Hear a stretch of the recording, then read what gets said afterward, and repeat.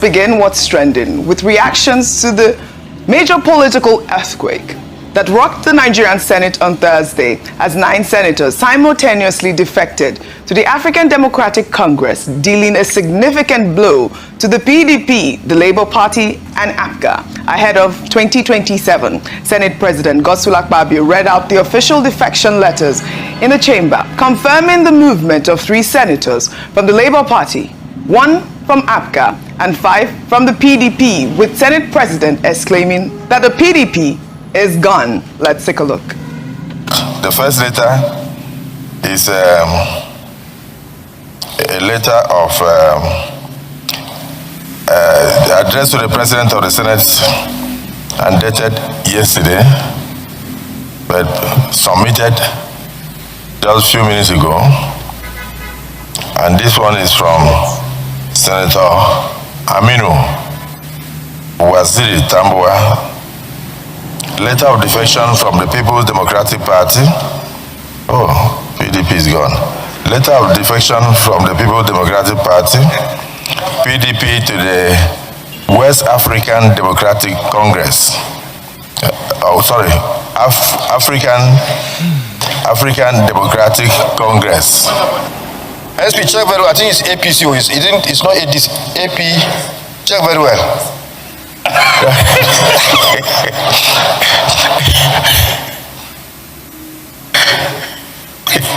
I've checked. My eyes are still good.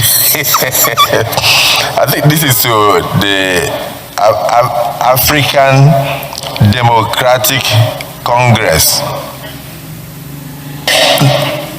It's almost it's almost a sister to APC. ADC is a sister party. Well, all right. Among those prominent names of senators who defected is former Sokoto State Governor and Senate heavyweight Aminu Waziri Tambuwal, veteran lawmaker, Senator Eyinaya Abaribe of Abia South, and FCT Senator Ireti Kingibe. The defectors cited internal crisis and leadership disputes within their former parties as reasons for the move, while Nigerians on social media have reacted, with many asking whether these lawmakers are chasing power or actually serving the people who voted for them. And of course, Dr. Abati, there is also the conversation about Senator Eyinaya Abaribe losing his seat. I'll take some reactions from that story. And this is from Obiasogu. He wrote, I just got this video of Senate President Akpabio rejecting Senator Abaribe's letter notifying the Senate that he's decamped from APGA to the ADC. Meanwhile, those who decamped to the APC had a smooth sail without any questioning. We shall see in their next session. Well, another ex-user wrote, so let's get this straight. Eyinaya Abaribe faces losing his Senate seat simply for joining the African Democratic Congress. Is exercising political freedom now considered a crime? Democracy isn't about punishing lawmakers for changing parties. It's about letting representatives act according to conscience and the will of their constituents. And finally, this ex-user still wrote, the irony is hard to miss.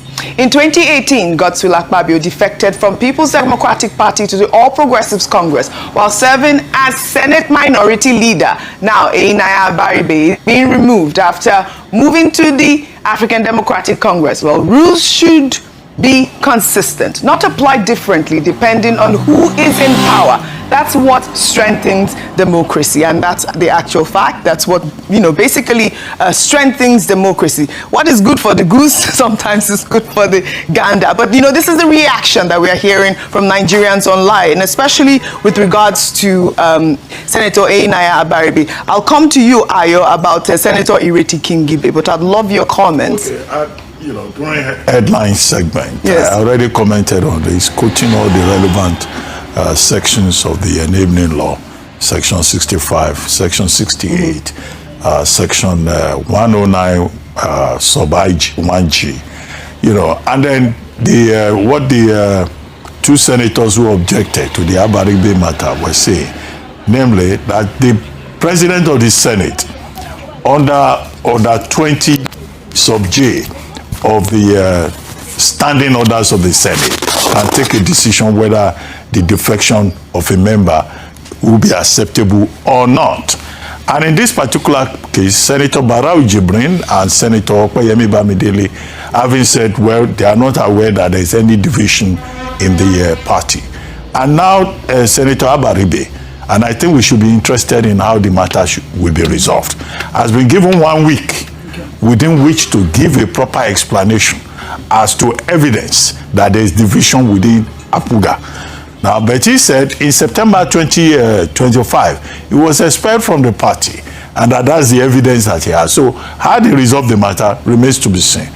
I also said that perhaps if he had defected to the APC, that wouldn't be a problem, because as we have seen, in the case of the Rivers lawmakers, where everybody became a constitutional expert, quoting section 109, sub 1G and all that. But at the end of the day, those lawmakers were accepted, and eventually they ended up in the APC. And also, you know, the Iwifuru case of 2022, the Devumai case of 2022. So these are precedents. And the point is simply that the National Assembly, whose job is to make law for good order, good governance, and you know, stability of Nigeria, should be seen to be consistent in its application of the law. They cannot approbate and reprobate on the basis of political convenience. That's why all of us should keep our eyes open. However, if the Senate decides one way or the other, Senator Abati can still go to court, and then the court would decide whether this falls within the framework of the Abegunde case of 2015, Abegunde versus Ondo State House of Assembly, or the Supreme Court will rule differently. I don't think they can just order him out of the Senate like that. He will have to fight for his rights. He will. All right.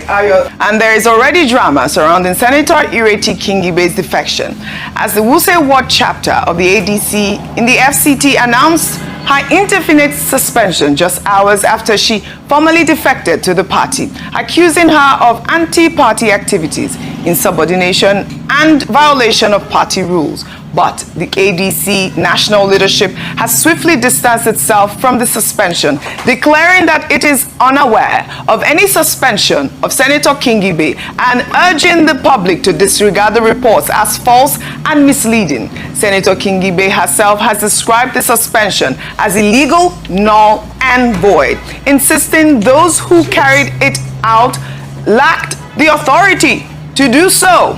Well, some have said that it's only in Nigeria that this, you know, could happen. A political marriage like this can collapse before the ink is even dry. Now, the ADC national leadership says it knows nothing about her suspension. I mean, what I'll say now is this is, you know, not a smooth sail for Ireti Kingibe. I mean, I don't think this is what she expected. One hand she's hearing she's been suspended in her constituent area, and, you know, they're saying that, you know, she's been indefinitely suspended. I don't understand what's going on with her. So for Senator Kingibe, it's almost seems like 1 week, one trouble. Yes. If she's not getting heat from the FCT minister, then she's getting heat now from her new party. I recall that last year she had resigned from the Labour Party, and in December she had announced that she was, you know, registering to become a member of the ADC. But this was the formal, you know, defection, should I say, party, because it looks like there's a jamboree with a number of people there defecting this season.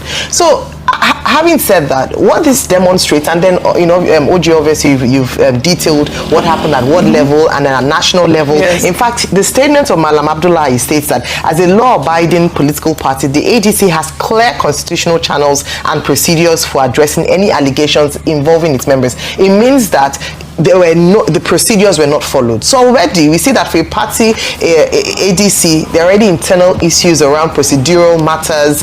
Factions might want to start to rear its head. In Abuja, they're saying that they suspended her for certain things she did during the last elections. So what I want to say is that, number one, I believe that she deserves fair hearing and an investigation into the matter. She's left the Labour Party on whose platform she emerged as senator. And don't forget, there was a wave of the obedience at the time, and she was able to defeat the incumbents during the elections, the tightly fought elections. But I also want to highlight, OJ, this morning, and so to end that, I'll say an investigation must be done, and ADC should get their, acts together, because it's too early for them to start having, ward and national level interactions and procedures not, being followed. But more importantly, is a question around representation and female representation in the Senate. Yes. And the amount of trouble this woman has had to face being in there.